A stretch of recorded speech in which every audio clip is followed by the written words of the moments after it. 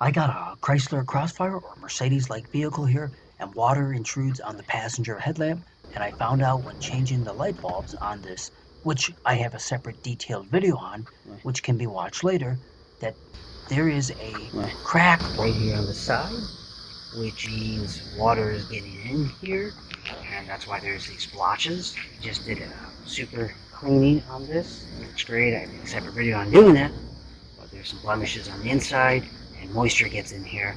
And it's all because someone who installed lights on this previously must have broke this, and they put a cap on right here, but this was still open and exposed. So I'm going to put some plastic right on here, fix this by using a plastic welder and some scrap pieces of filler material or just a broken piece of plastic from a car part, I think. I should be able to use that.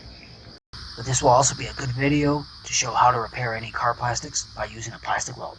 These are all the tools and supplies you'll need to fix any plastic that may have broke on your car.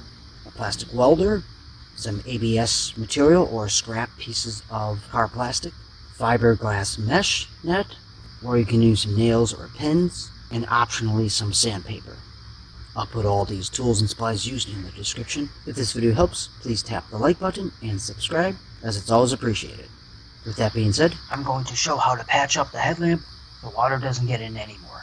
First thing I'm going to do is grab some aluminum foil tape, carefully wrap this up in here. I need to put this aluminum tape here to use as a backing for when I melt the ABS plastic filler in this area. Next, I'm going to grab some aluminum mesh. You know, this is the kind of stuff you see on like screens, like fiberglass mesh, whatever. You can either use this or you can use like pin nails, that kind of thing. And of course the plastic welder. So if I had pin nails, I would just put some nails in right here and push it down so it goes into the material, because I want to provide some kind of structural strength, support. So when I put the filler material in, it will be like nice and hard.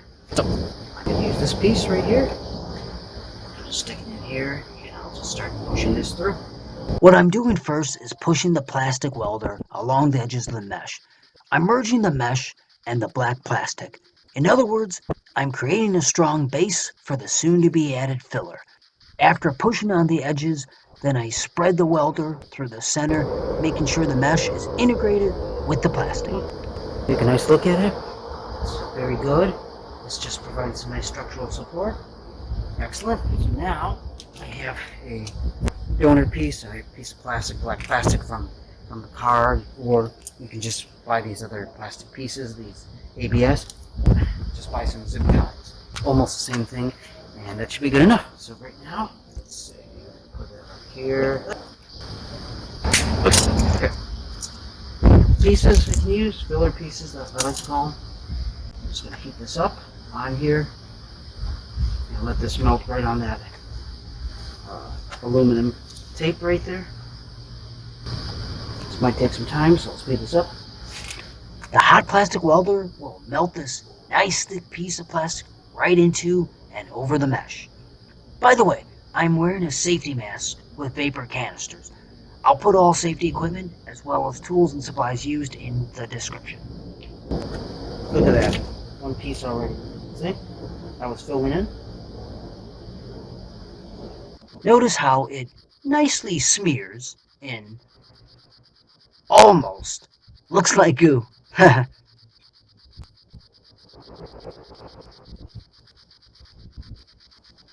Okay, can we use another piece now? I'm no artist here, but I'll try to get it nice and smooth. I'll use another piece now. Right here, along the edge, I'm taking a small piece and slowly adding some plastic filler. And you can see it bonding to it, no problem. Now let's take a nice close look at this. Now I might put a little bit of an indentation right here, because the rubber piece will fit right in here, although I think this will be fine anyway. And here's the aluminum tape. I could pull it off or leave it in, but I'll probably pull it off.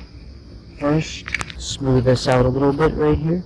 Make a little indentation at the end of this plastic welder.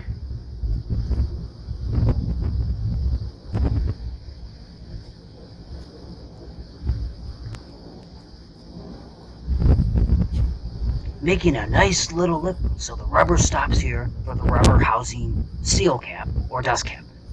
Looking pretty good, right? What do you all think? Let me know if you have any other good ways to mold this in the comments. That's probably good enough. Look at that. Not bad. Pretty good. Doesn't need to be perfect. So essentially it's just created like a cast. That's the best way to describe this. Nice and hard cast. If I really wanted to, I could file this down and paint it. But this is going to go in the car and I won't ever see it again. This was meant to just prevent water intrusion from getting in because there was a crack right here. And let's see, it's still a little hot, but I think I can probably pull the tape off. Probably could have left it, but that's okay. I wanted to show this because in some cases that's people would wind up taking it off. Pushing on it right now, see? And I tried creating a nice little round edge so the rubber piece will just slip right on here and it looks really good. So that's how you use a plastic welder with some plastic scrap material, ABS sticks, or clear zip ties, that kind of thing.